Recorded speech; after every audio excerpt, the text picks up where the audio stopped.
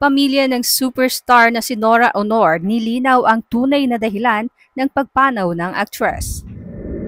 Nito ngang Huwebes, April 17, bagamat kasalukuyang nagluluksa, ay pinili pa ring humarap sa media ng magkakapatid na sina Ian, Lotlot, Matet at Kenneth De Leon upang magbigay ng pahayag kaugnay sa pamamaalam ng kanilang inang si Nora Honor.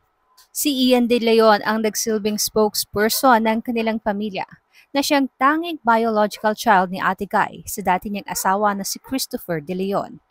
Ang mga kapatid niyang sina Lot, Matet, Kenneth at Kiko ay adopted lahat ng superstar. Sa naturang press con na ginanap sa Heritage Park sa Taguig kung saan nakaburol ang superstar, dito nga natanong si Ian kung ano nga ba ang tunay na cause of death ng kanyang nanay na bali-balita ay na-confine pa sa ospital noong April 10. Pagsapit pa raw ng April 16, sumailalim si Nora ng angioplasty na ayon sa isang medical website ay isang procedure kung saan binubuksan ang nagbarang coronary arteries o main blood vessels na nagsusupply ng dugo sa puso.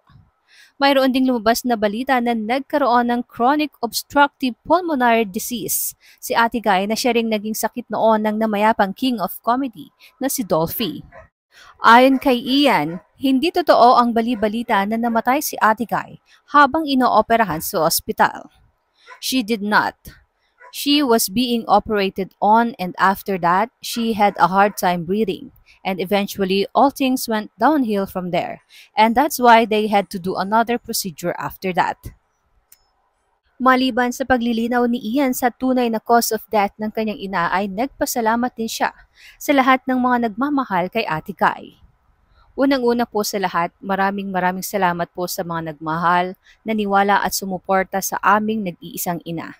Marami siyang natulungan, marami siyang minahal. Maraming humanga sa kanya dahil sa kakaiba niyang talento. Marami siyang nabago ang buhay dahil sa kanyang kabaitan at pagiging totoo.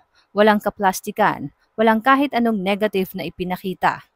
Basta nagmahal siya ng totoo at ayun ang malakas makahawa kaya marami ring nagmamahal sa kanya.